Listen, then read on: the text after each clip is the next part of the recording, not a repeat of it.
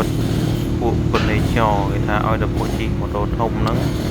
ដាក់ក្លុបធំហ្នឹងសិតតែចូលចិត្តដើរលេងណាចូលចិត្តបោះតង់ចូលចិត្តអីតែវាមែនចឹងមែនចឹងជីវិតយើងដើរលេងខ្លះធ្វើការខ្លះរត់លុយខ្លះបាក់ចិត្តខ្លះសប្បាយខ្លះទៅងាប់ទៅគ្មានយកអីទៅតាមទេ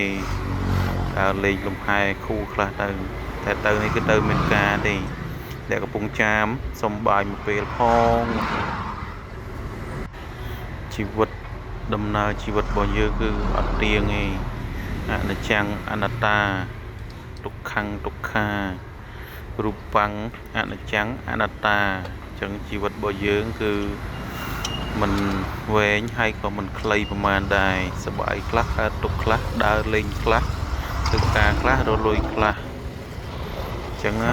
យើងចេះតែខំទៅ